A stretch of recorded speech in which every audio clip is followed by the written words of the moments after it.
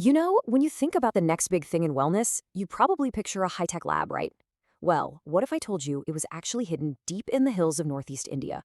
Today, we are digging into an amazing story about how some really ancient plants are meeting cutting-edge tech to create what people are calling a green gold rush. All right, so here's the plan. First, we're going to look at the amazing natural treasures of the region.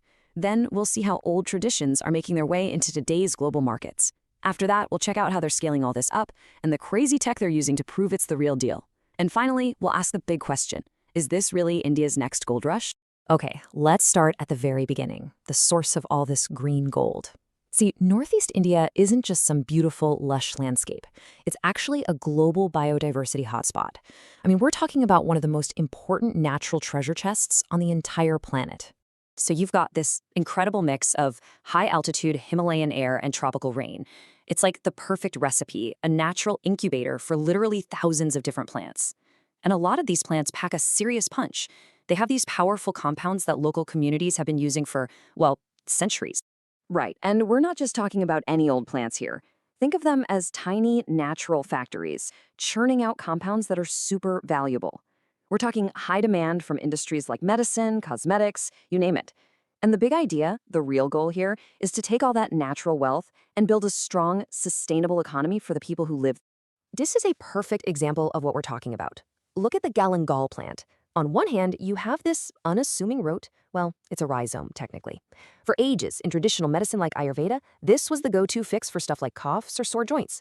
But fast forward to today, that exact same spicy root is a hot commodity in the global food scene. It's amazing.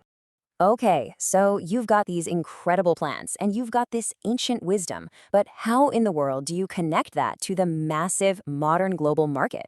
Well, this is where things get really, really cool. So let's look at this plant, Centella asiatica. For generations, if you lived in the region and had an upset stomach, you might just chew on a few of its leaves. Simple, right?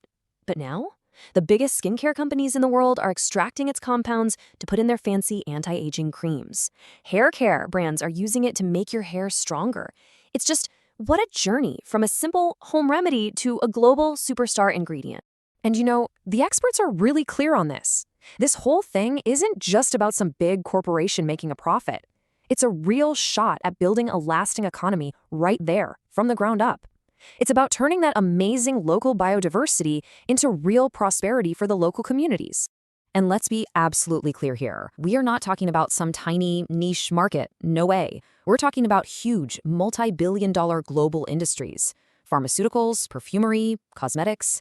They are all desperately looking for authentic, high-quality natural ingredients. And guess what? This region has got them. In spades. Okay, but here's the puzzle. How do you go from plants that grow wild, used in traditional ways, to a reliable professional supply chain that can serve global markets? That doesn't just happen. You need organization, you need money, and you definitely need a smart plan. And that's where this plan comes into play. It's called MOCD-NER. I know, it's a mouthful. But what it stands for is basically a government mission to help farmers in the region. Its whole purpose is to get them organized, help them get certified organic, and then connect them and their amazing crops directly to the global market. And get this, it's already having a massive impact. We're talking 50,000 farmers. They've been brought together into these things called producer companies, which are basically like co-ops. The farmers themselves own the company. This means they can pool their resources, grow way more stuff, and, crucially, get much, much better prices for their hard work. And the support they're getting is super practical. It's not just talk. It helps with everything from getting those all-important organic certifications you need to sell overseas to giving them massive subsidies. I'm talking up to a 75% subsidy for farmers to build their own places to process and store their crops. That is an absolute game changer. All right, now we get to the really futuristic part of this story. And it's all about one big question. How do you prove your product is the real deal? The answer involves a technology you probably associate more with Bitcoin than with farming.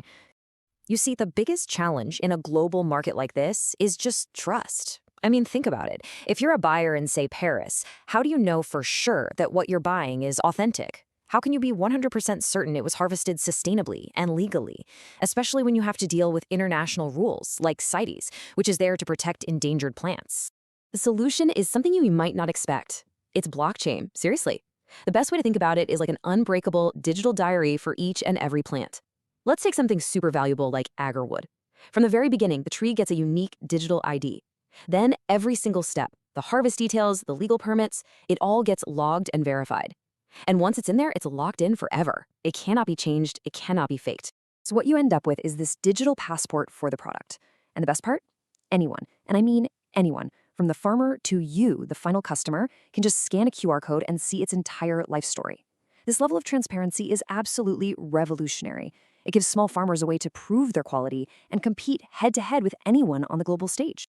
So, you put it all together. You've got this incredible natural wealth, you've got organized farming, and you've got this mind-blowing modern tech. It sounds like a recipe for a massive opportunity, right? But is it a sure thing? It really has the potential to be a green gold rush for the whole region. And we're not just talking about money here. This could be a blueprint, a model for sustainable development that actually respects local traditions and the environment. It's the whole package. But there is one pretty big hurdle that could stop this green gold rush in its tracks. See, to be a real global leader, you can't just sell the raw plants. You have to innovate. You have to create new things. And as you can see from this chart, India's overall investment in research and development is, well, it's way behind competitors like China and the US. And that R&D money is what you need to develop better ways to get the good stuff out of the plants, to scientifically prove their benefits, and to create those really high-value finished products. Which leaves us with one last really important question. You've got all the pieces of the puzzle right there on the table. The ancient wisdom, the amazing natural resources, the cutting-edge tech.